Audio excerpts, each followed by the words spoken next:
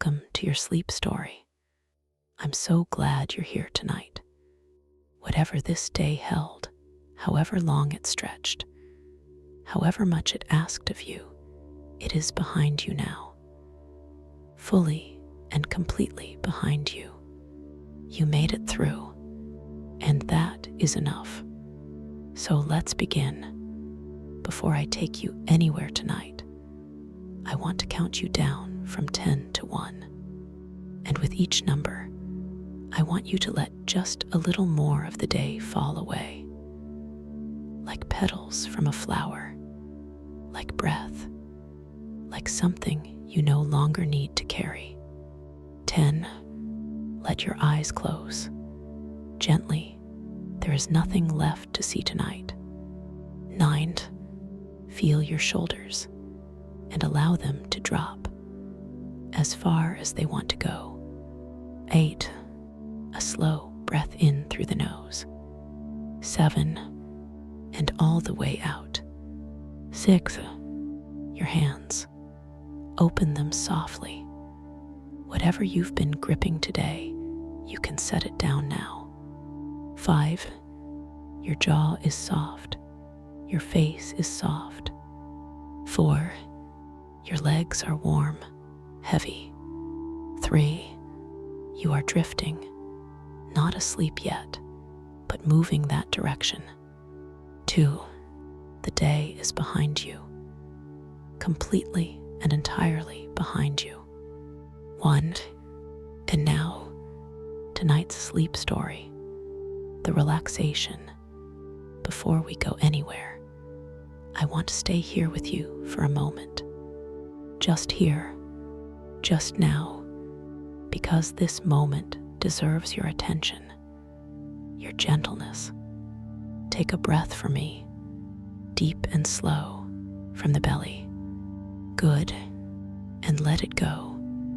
And as you breathe out, imagine that everything you were carrying today, every small worry, every unfinished thought, everything that felt heavy, is leaving with that breath, drifting away, dissolving. You don't have to solve anything tonight. You don't have to be anything tonight other than exactly what you are. A person who deserves rest. A person who deserves peace. Because you do, you really do. You are safe here. You are held here. Let your awareness move gently now to your feet. Just notice them, your toes, the soles, the small held tension of a day of moving through the world. Let it release. Let it soften completely. Let that softness travel upward through the calves, the knees, the thighs, all of it warm, all of it heavy. Your lower back, your hips. Feel the surface beneath you receiving your full weight. You don't have to hold yourself up anymore. You are held, the belly soft, the chest rising and falling with its own slow rhythm, the heart beating steadily as it always has, as it always will. Your shoulders dropping, your arms heavy and warm at your sides, your hands open and still, the neck long and easy, and your face, let the jaw go completely. Let the forehead smooth. Let the eyes be perfectly still behind their closed lids. There you are, from the top of your head to the very ends of your toes, completely soft, completely warm. You've done beautifully. Now, let me take you somewhere the morning light is golden, and the air is thick with the sweetest thing you have ever breathed. Somewhere, a very old man in a very old building has been working with flowers since before you were born. Somewhere in the south of France, on a hillside above the sea, where the lavender grows in long purple rows, and the roses open every May like a promise kept. Come with me. The road to Grasse. Imagine a road in the south of France, the department of Alpes-Maritimes, the Côte d'Azur. The road is winding. Of course, it is winding. Roads in this part of Provence are always winding. They follow the hillsides because the hillsides were here first, and the roads had to accommodate them. You are driving, or perhaps you are being driven. It doesn't matter. You are in the car, and the car is climbing, and the Mediterranean is somewhere below you and behind you, vast and blue and glittering in the early morning light. The coast falls away. The sea gets smaller in the mirrors, and ahead of you, above you, the town, Grasse, sitting on its hillside, the old stone buildings the color of faded saffron and pale terracotta, the terracotta rooftops, the clock tower, the ancient streets that climb and narrow and open into small squares with fountains in the center. Grasse, the perfume capital of the world, not a marketing claim, not a tourist's exaggeration.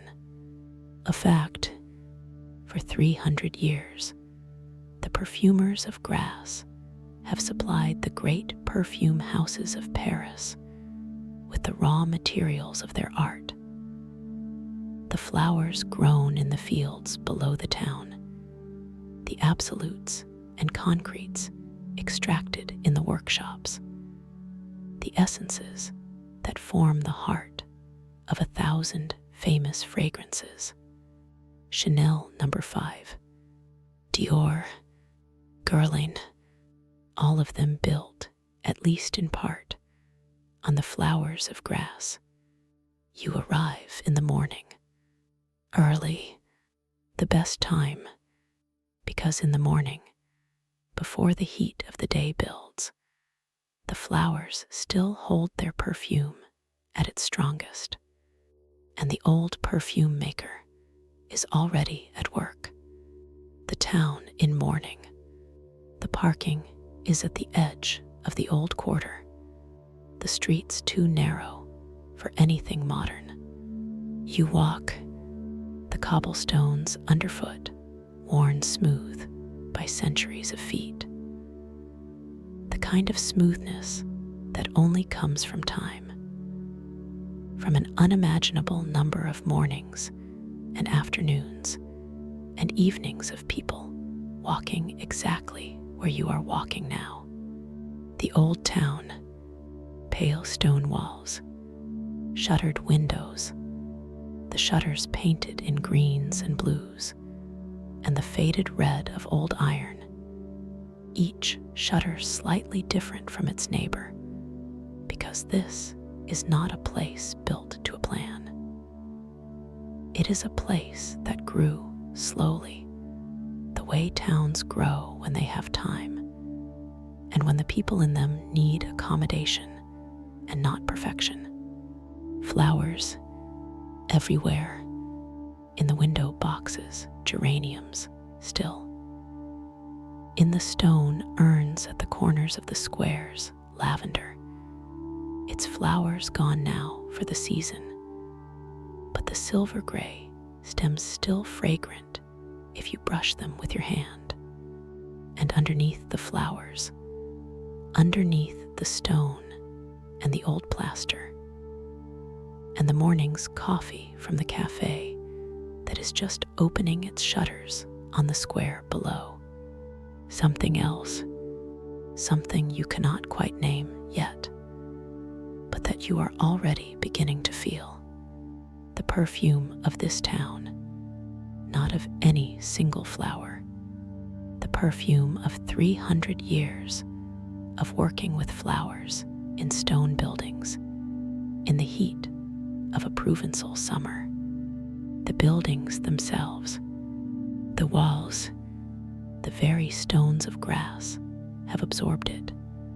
You breathe in, and without knowing quite why, you feel your shoulders drop. You feel something ease in you. The smell is doing something to you. Come on, the workshop is this way.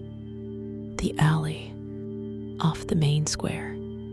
An alley, narrow enough that if you spread your arms, you could touch both walls. The walls close and cool. The light arriving at an angle. A stripe of morning gold on the paving stones. The alley goes left, and then right, and then there is a door. Old, very old. The wood of it weathered to a silver gray. The iron handle worn smooth, where countless hands have gripped it. Above the door, carved into the stone lintel, the date, 1742, and below it a name, Masonbellec, Perfumeurs, the House of Bellic, perfume makers, since 1742, 282 years, 7 generations of the same family working in the same building, with the same flowers, making the same essences. You reach for the handle. The door opens.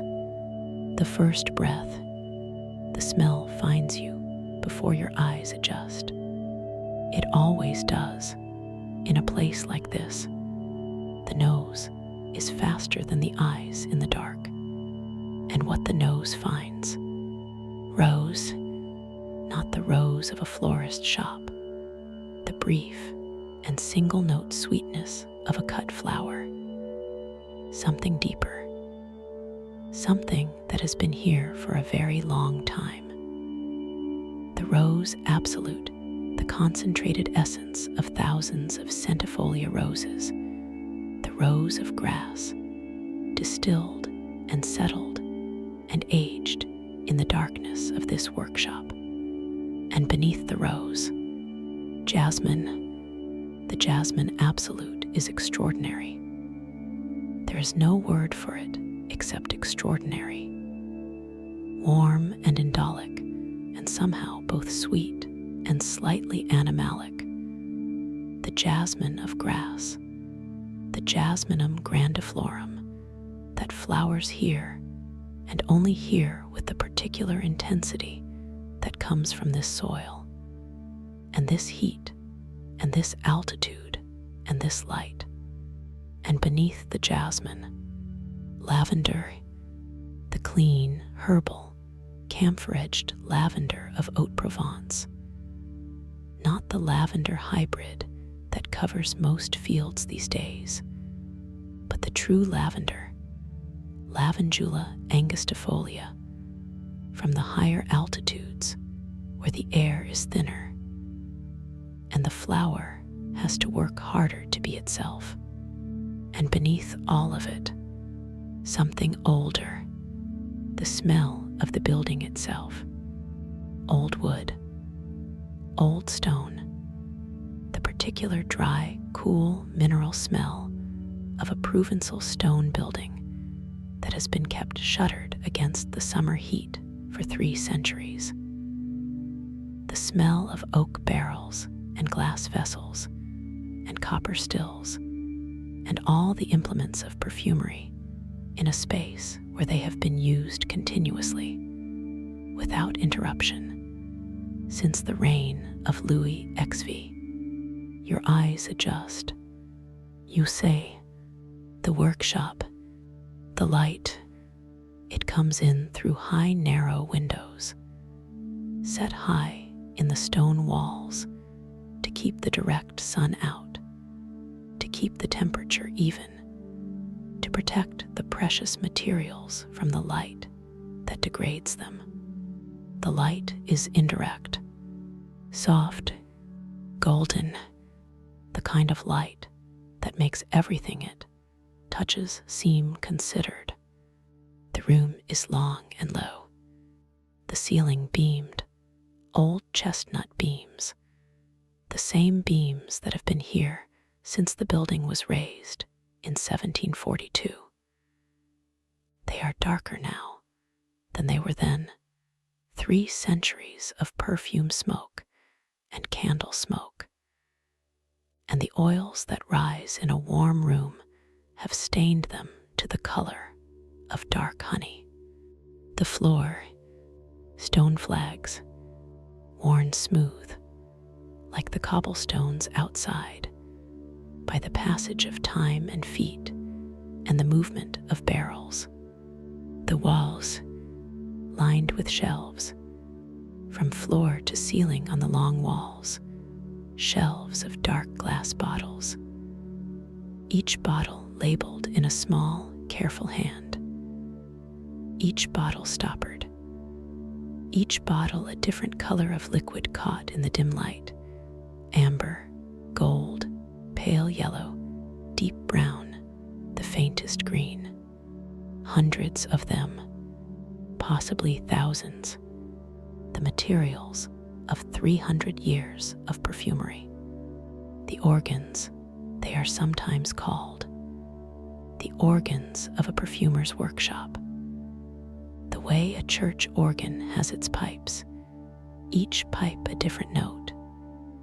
A perfumer's workshop has its bottles, each bottle a different smell, and the perfumer plays them, combines them, builds from them something that did not exist before. In the center of the room, a work table, long and wide, covered with the evidence of work in progress. Strips of perfumer's paper called mualettes, each one with a drop of something on it. Small vials in wooden stands, a mortar of white stone, a notebook open with columns of notation in a small and precise hand. And at the work table, the perfume maker, Emoenasayuar Bielalici. He is 73 years old. His name is Henry Belek. He has been in this workshop since he was 7 years old, when his grandfather first set him on a stool at this very table and showed him how to hold the mualette, how to smell it, how to wait and then smell it again, how to be patient, how to listen with the nose. He is not a large man. He was perhaps never a large man. He is spare and neat, the way people who spend their days with precision tend to be spare and neat. His hands are careful hands. His eyes are careful eyes. He is working. He does not hear you come in, or if he does not show it. He is smelling something, a mualette held 2 inches below his nose. His eyes slightly closed, not fully closed. That is a beginner's instinct, to close the eyes completely when smelling. Henry Belek does not close his eyes. He lets them go to half attention, the visual world going soft, while the olfactory one comes into focus. He is somewhere else, somewhere inside the smell. You stand, you watch, you do not disturb him, because what he is doing is not nothing. What he is doing is listening to something that took years to become what it is, and he will not rush it. The history of a smell, grass and its flowers. This is a story that begins in the 16th century.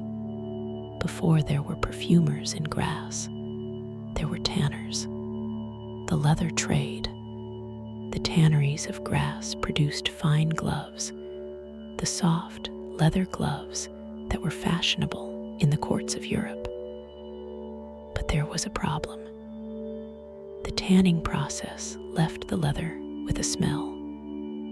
Not a pleasant smell.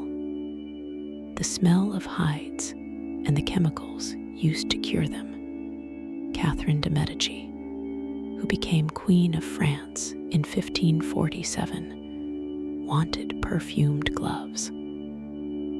Gloves that did not smell of leather. The tanning industry of Grasse found its answer in the flowers that grew on the hillsides around the town. Roses, jasmine, lavender, orange blossom. And the perfumers of Grasse learned to use them. First on gloves, then in everything. The glove trade faded. The perfume trade never stopped. From the 16th century to this morning, there has been someone in Grasse working with the flowers. Henry Bellick is part of that continuity. He does not think of it as history. He thinks of it as Tuesday, the morning routine. He sets down the mulet. He picks up the notebook. He writes something, 3 words or 4. You cannot see from where you are. He sets the pen down. He stands. He goes to the shelves. He does not hesitate. He does not scan the shelves looking for what he wants. He goes directly to a particular bottle on a particular shelf. He has known where everything is since childhood. The arrangement of this workshop is as familiar to him as the arrangement of his own face. He takes the bottle. He lifts the stopper. He does not bring it to his nose. Not yet. He lets it open in the air for a moment. He lets the volatile compounds begin their work of evaporation. Because a perfume material straight from its sealed bottle is not yet fully itself. It needs a moment to open, to breathe. He waits. 20 seconds, 30, then he lifts it. Slow breath in. He holds it, releases. His expression tells you nothing. His expression is the expression of someone listening to music they know very well. Someone hearing whether the particular performance of this particular morning is as it should be. He nods, a small nod, the same small nod that means, yes, this is what it should be. This is right. He stoppers the bottle, returns it to its place. He goes back to the work table, and you find yourself releasing a breath you didn't know you were holding. The smell of the workshop, a closer attention. You have been smelling it since you came in. But now that you have been here a few minutes, now that your nose has had time to stop marveling and start attending, you can begin to separate it. The rose is first, always first in Grasse, the rose. The centifolia rose, the rose of 100 petals, the rose that was brought to Grasse centuries ago and found in this particular soil. And this particular light something that agreed with it so completely that it became more itself here than anywhere else. The May rose, they call it. La Rose de Mai. It flowers only in May, for 3 weeks, and in those 3 weeks, the pickers are in the fields before dawn, because the rose gives its best perfume in the early morning, before the sun warms it and the volatile compounds begin to escape. Hundreds of kilograms of roses to make a single kilogram of absolute. Hundreds of kilograms of picked roses, each one picked by hand, each one in the cool of the morning. This is what that smell represents. All those mornings, all those hands, all that careful, deliberate attention to something beautiful and ephemeral.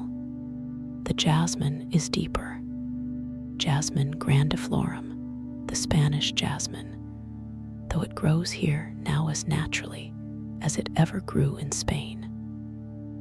It flowers in summer and early autumn.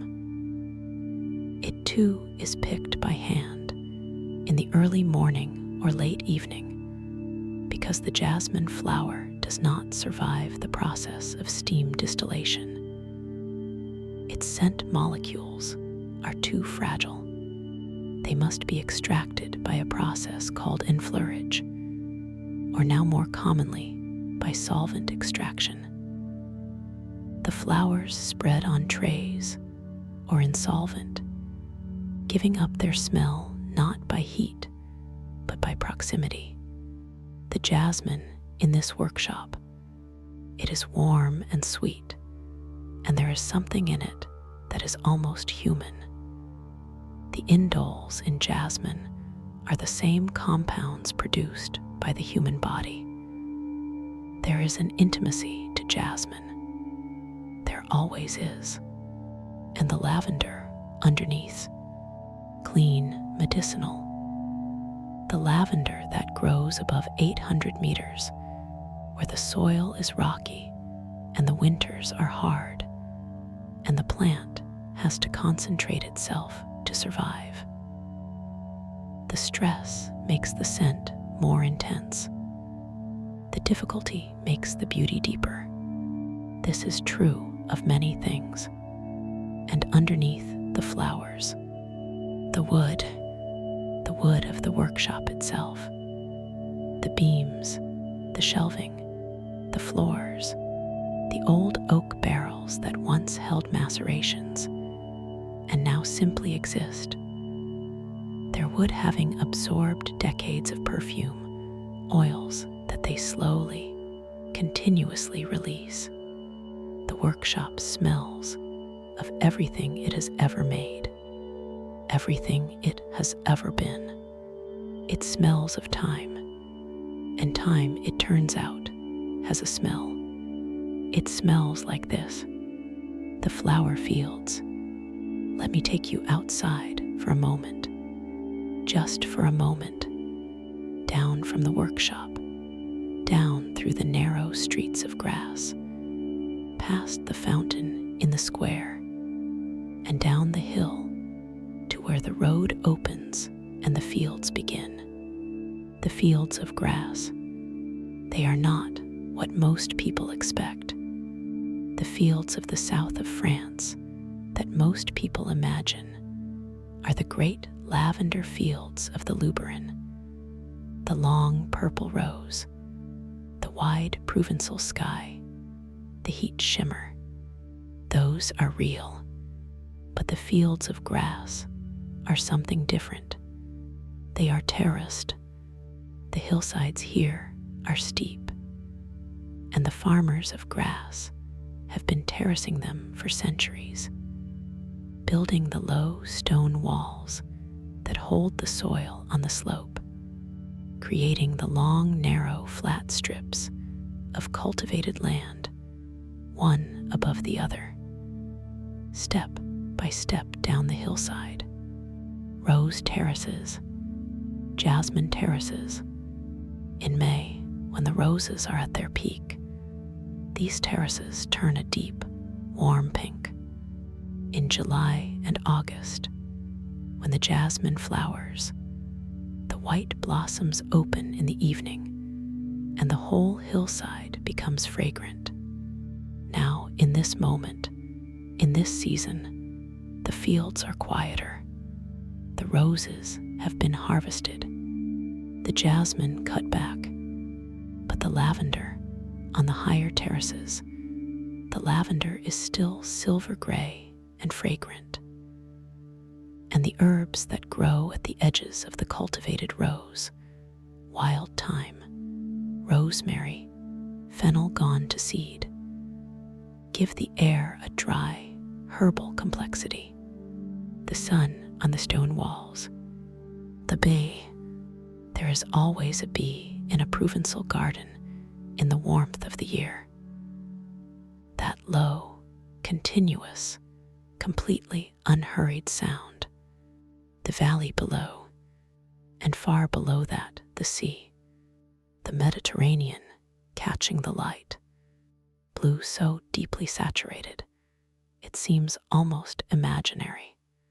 You stand, you breathe, the smell of the fields and the herbs, and the faint, persistent sweetness of everything that has been grown here and taken inside and transformed. The smell of the source, of where it all begins. Henry Belleck knows this smell as intimately as he knows the smell of the workshop.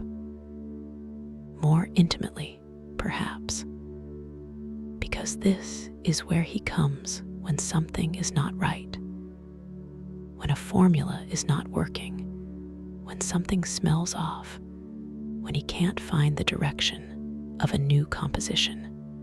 He comes here, he breathes, he lets the source remind him of what he is working toward, the flower in its natural state, before the still, before the solvent, before the careful, precise, centuries-refined process that turns it into an absolute or a concrete or an essence.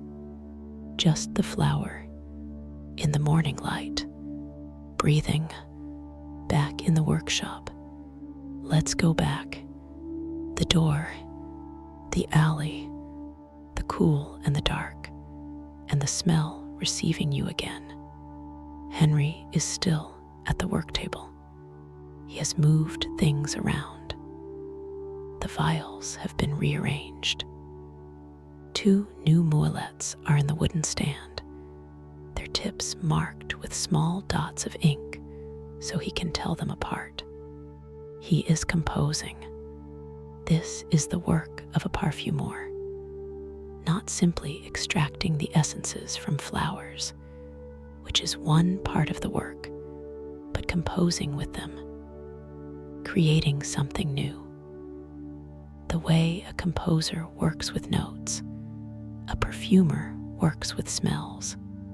The structure of a perfume. There are 3 parts: the top notes, the heart notes, the base notes.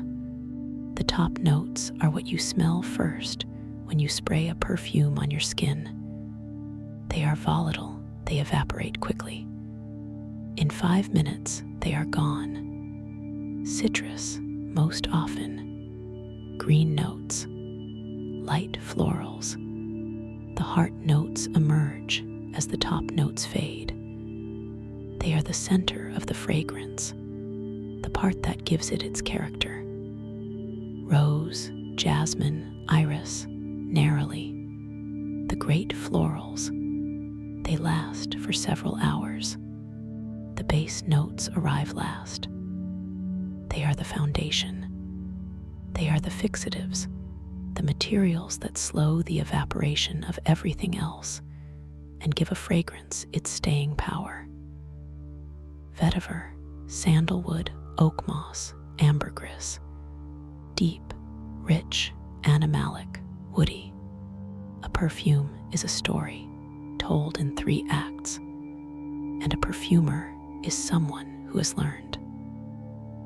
After years, after decades, after an entire life of learning, how to tell that story with ingredients that are invisible and weightless and carry more memory than almost anything else in the world.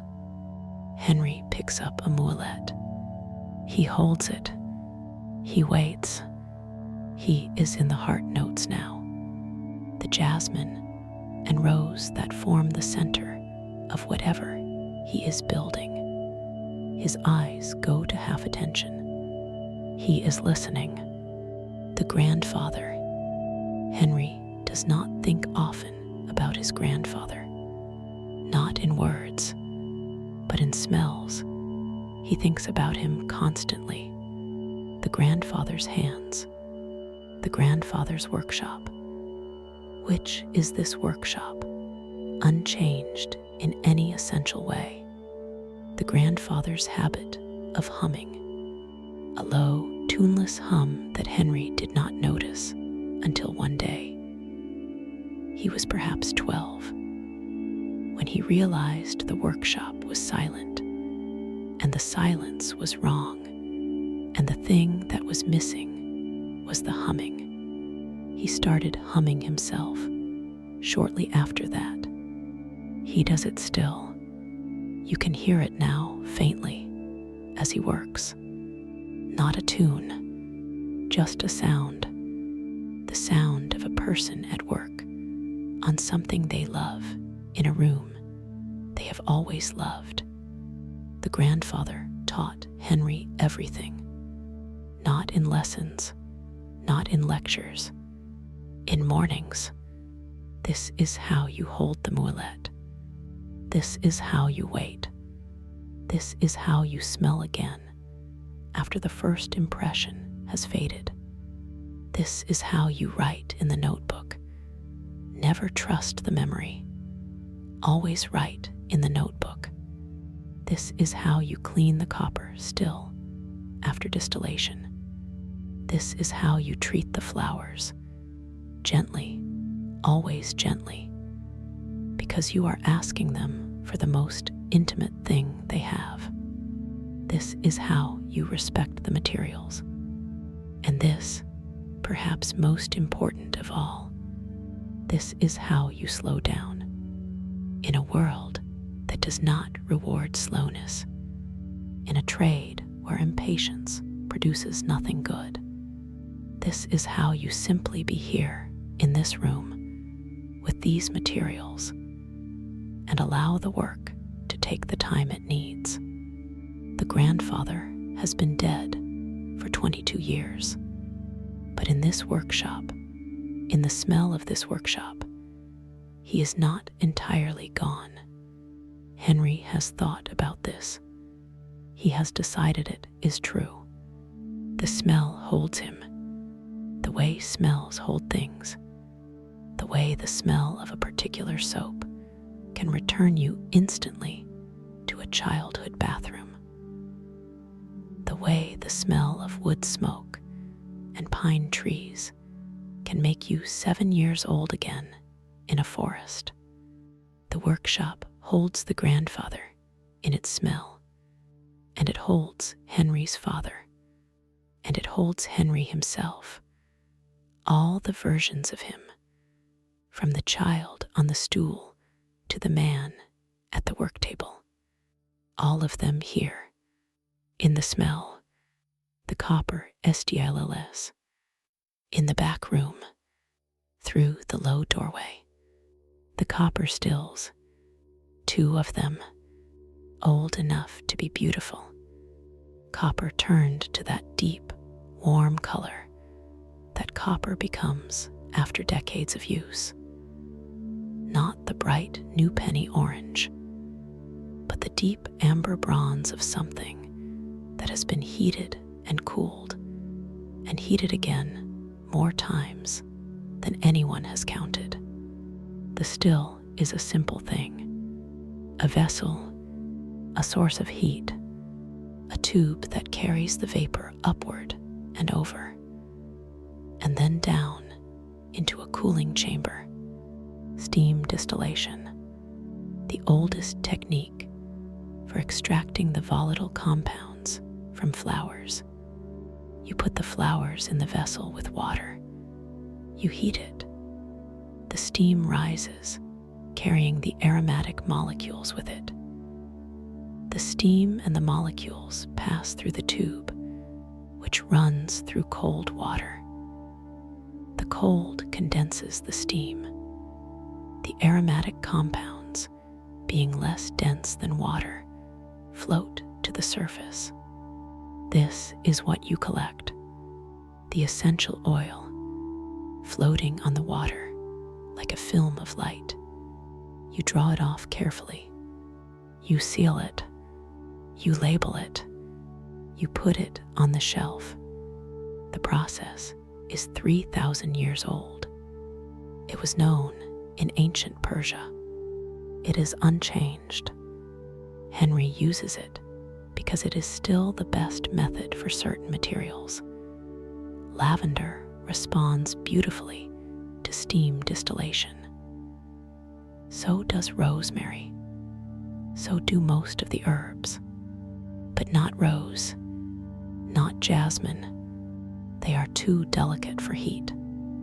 For those, he uses the modern solvent extraction, or the old, slow, patient method called enfleurage, spreading the flowers on trays of fat, letting them give their smell to the fat over days or weeks, then washing the fat with alcohol to strip away what the fat has absorbed. Slow, patient, completely without shortcuts. The copper stills are cold now. They are not being used today. They stand, their flanks catching the indirect light from the high windows, glowing, patient, waiting for the next season, for the next flowers, the NOTBOOKS. On the shelf above the work table, a row of notebooks, not a few, many, dozens of them. Some old, their spines cracked, their pages brown at the edges, the covers worn to the bare board where the cloth has rubbed away. Some new, the current year's notes in a clean black book that Henry bought at the papeterie on the square in January. The notebooks of the Belleck family, going back to 1891, when Henry's great-great-grandfather began keeping them. Before 1891, the formulas were kept in memory, the memory of the perfumers, passed from father to son, or in one generation to a daughter, orally, like songs, like prayers, like the things a person can't afford to lose. From 1891 onward, the notebooks, each page a formula, or notes toward a formula, or observations. The rose this year lighter than last year, the jasmine harvest early, the lavender exceptional, the vetiver from a new supplier, darker, richer, worth keeping. The notebooks are a conversation across generations, a person writing to a future person they will never meet. Henry reads them sometimes, not for the formulas, he knows the formulas, but for the voice. The handwriting of his great-great-grandfather is not his handwriting. But it is not entirely different either. There is something in the letter forms, something in the slight irregularity of the baseline that is familiar. The hand that held the pen, the hand of a Belleck, working in this workshop, paying attention, the ACT of smelling. Let me tell you something about the act of smelling, because it is not what most people think. Most people believe they are not very good at smelling. They have been taught this somewhere. They believe smell is the least of the senses, the most animal, the most difficult to articulate, the most unreliable. They are wrong. The human nose can detect more than 1 trillion different smells. 1 trillion. The human eye can distinguish about 10 million colors. The nose is 100,000 times more sensitive than the eye. But most of us have not been taught to pay attention to it. Henry Belloc has been paying attention to it since the age of 7. He does not have a better nose than you do, in any biological sense. He has a more educated nose, a more practiced nose, a nose that has been made attentive by decades of being asked to attend. And there is something remarkable about this, because what it means is that the capacity is there in everyone.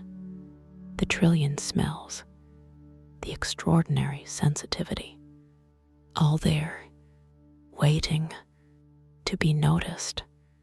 You are breathing now. You are breathing. And with every breath you are taking in the air of this room. And the air of this room is not simply air. It is rose absolute. It is jasmine grandiflorum. It is lavender from the high slopes above the town. It is old wood and old stone and old copper and decades of work. It is the accumulated smell of a particular human endeavor, carried on in a particular place by a particular family for a very long time. And your nose, your extraordinary, underused, completely capable nose, is receiving all of it, all at once, all the time, every breath. The late morning, Henry has been working for 3 hours. The mulettes have multiplied on their wooden stands. The notebook has more pages of notation. He has opened perhaps 20 of the dark glass bottles. He has made something, not finished it. It will take weeks, months, possibly longer to arrive at the finished thing. The composition will be tested, left to mature, smelled again, adjusted. Some adjustments will make it better. Some will make it worse. He will know. He always knows. He goes to the window, not the high windows where the light comes in. There is a small window lower that opens onto the alley. He opens it. The air of Grasse enters, not perfumed, not this time.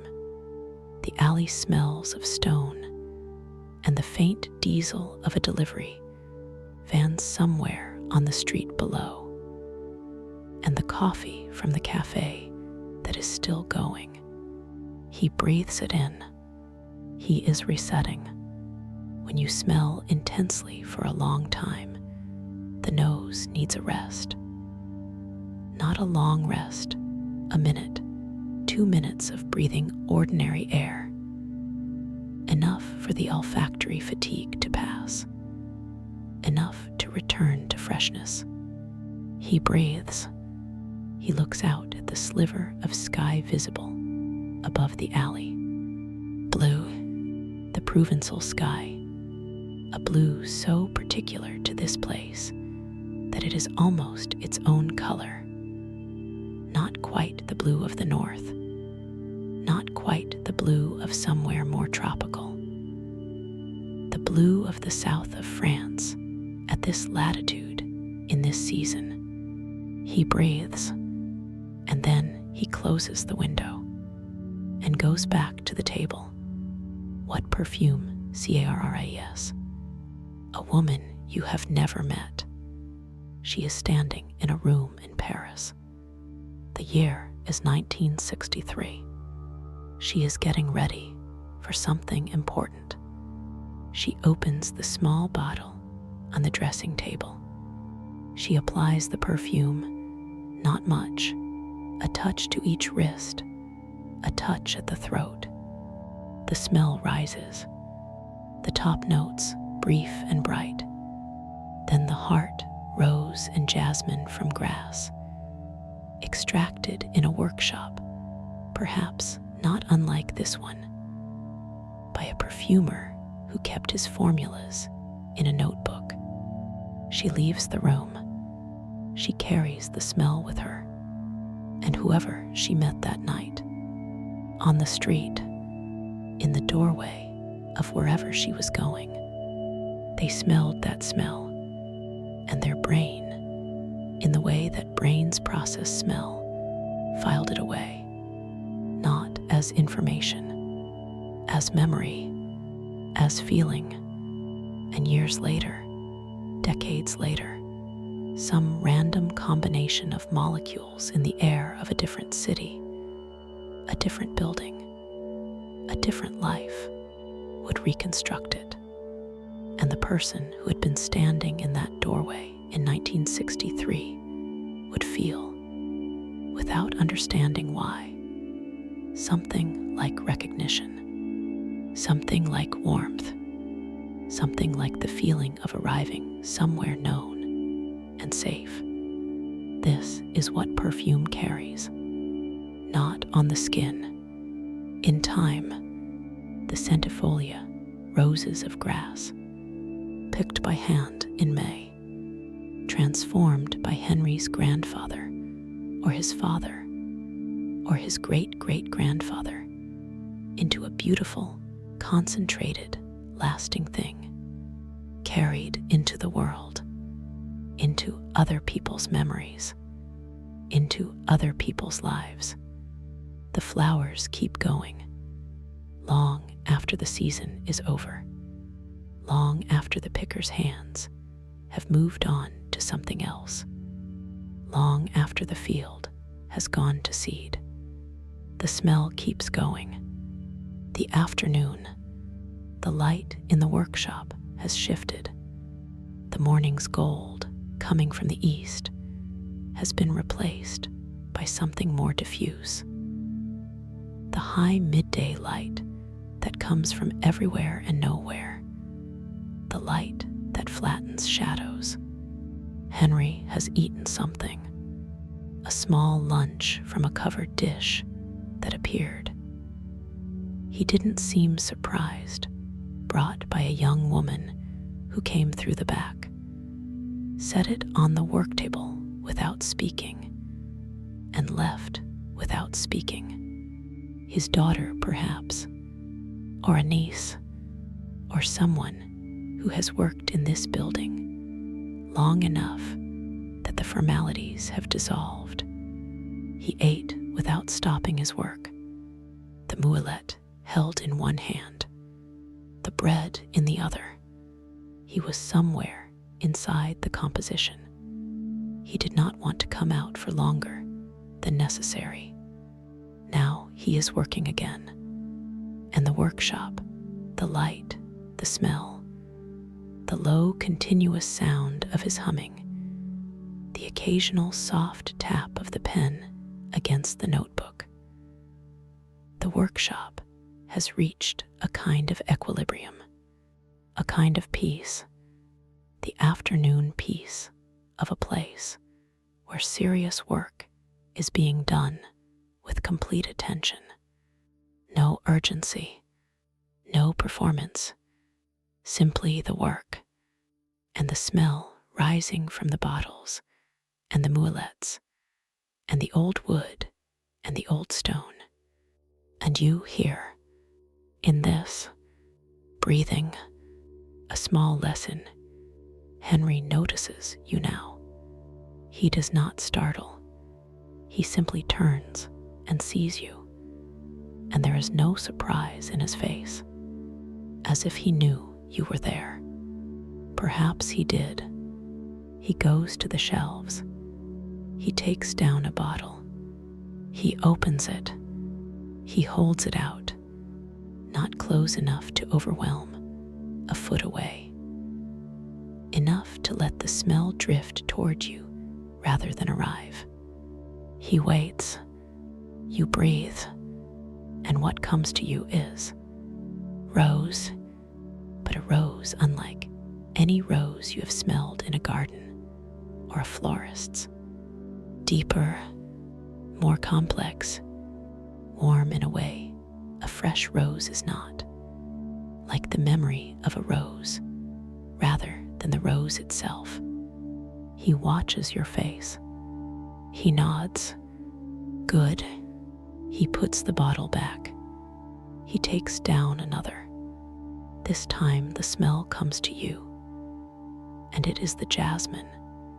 And you understand now why this smell has been used in perfumery for centuries. There is something in it that goes directly to some deep place, something that bypasses the thinking part of the brain and arrives somewhere older. You feel it in the chest, a warmth, an opening. He watches. He nods again. He puts it back. He goes to the work table. He gives you a moelette. On it, a dot of something. He says nothing. You smell, and what you smell is not one thing.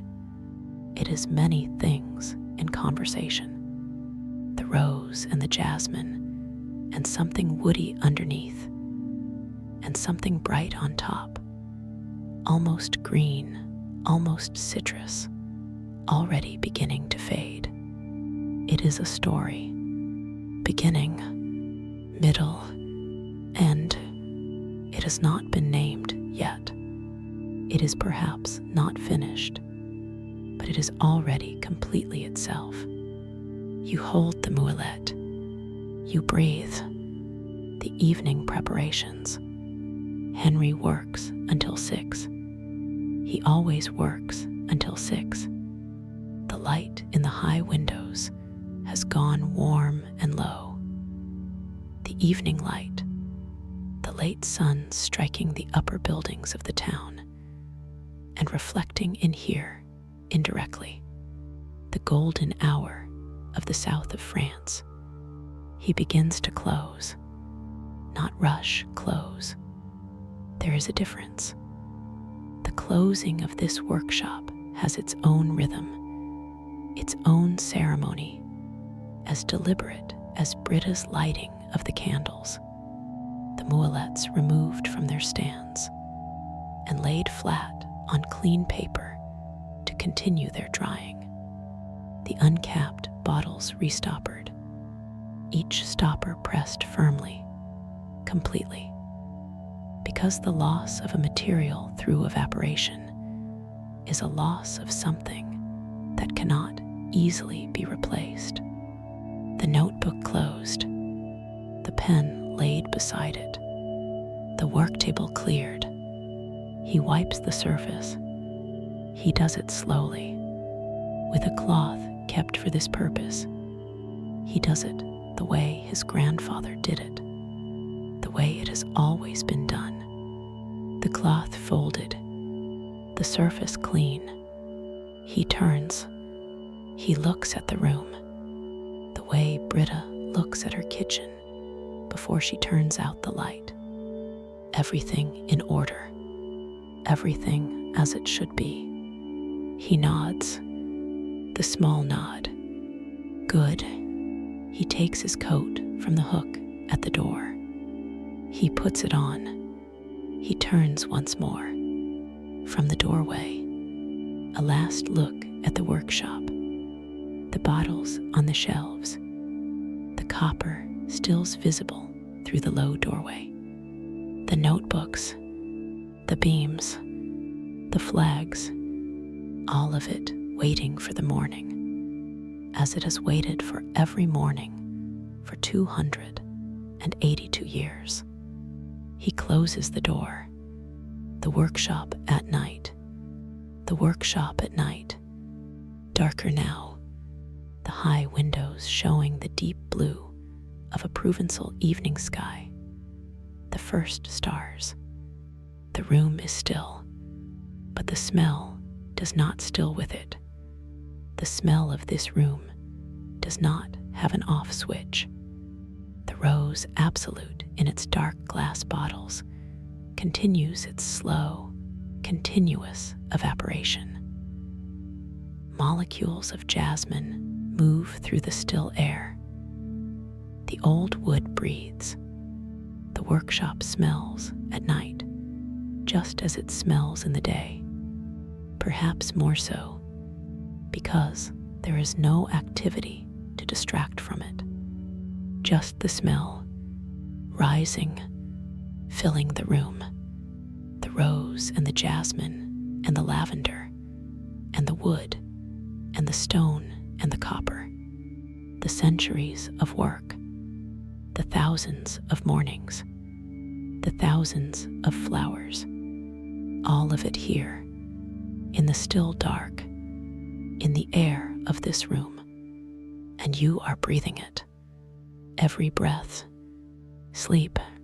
You are lying down now, somewhere comfortable, somewhere warm. The workshop is in your mind, but your body is wherever your body is, and your body is ready.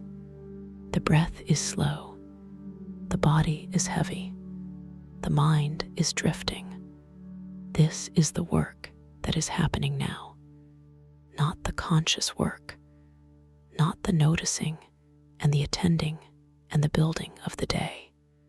The other work, the work of rest, the work of restoration, the work that only happens when you let go. And you are letting go. With each breath, a little more.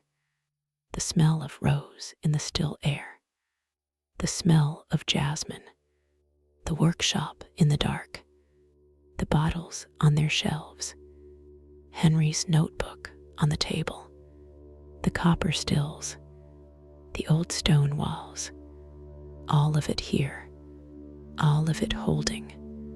The last things, the roses are in their fields. They are already growing toward next May. The jasmine will flower in July. The lavender on the high slopes is waiting for the warmth to return. The copper stills are cold and patient. The notebooks are on their shelf. The mulettes are drying.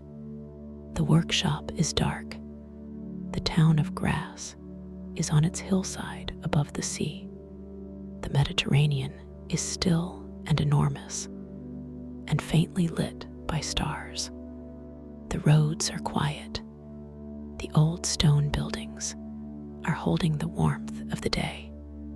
The perfume maker is home. He is not thinking about work, or he is. The composition is somewhere in the background, the mind continuing its quiet work on it. The way minds continue their work, even when you think you've set them down. But he is not worried about it. It will be what it will be, in its own time. You cannot rush these things. You learn that early, if you're paying attention. You cannot rush the flowers. You cannot rush the extraction. You cannot rush the composition. You cannot rush the maturation. You simply have to be present to it. You simply have to wait. And while you wait, you take care. You pay attention. You breathe.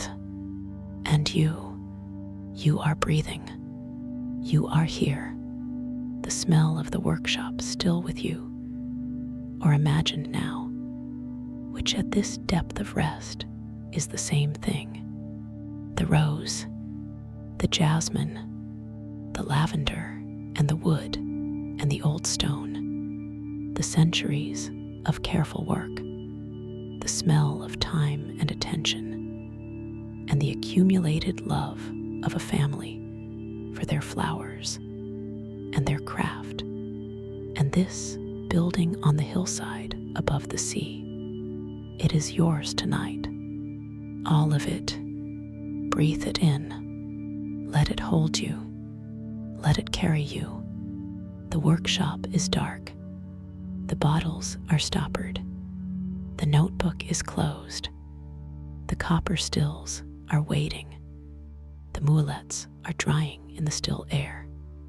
The rose absolute is on the third shelf. The jasmine is beside it. The lavender is on the shelf above. The beams are dark honey. The flags are cold and smooth. The alley outside is quiet. The town is on its hillside. The sea is below it, enormous and still. The roses are growing toward May. The jasmine is waiting for July. Henry is sleeping, dreaming of flowers, as he always does. The notebook is full of careful handwriting. The notebook will receive tomorrow's notes, and the day afters, and the season afters, and the year afters, as it always has, as it always will.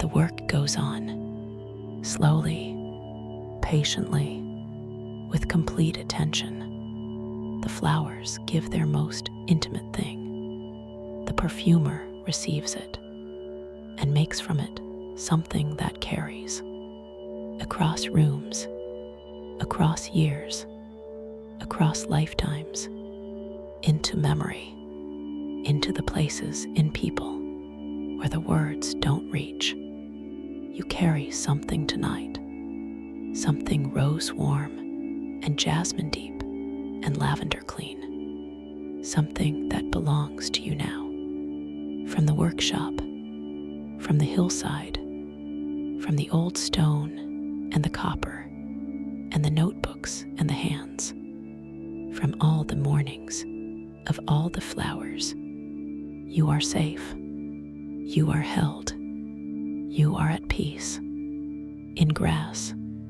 in the south of France, on the hillside above the sea, the roses growing, the stills waiting, the smell in the air, always the smell in the air. Good night, dear friend. Sleep well, sleep deeply. The flowers are keeping watch. Good night, and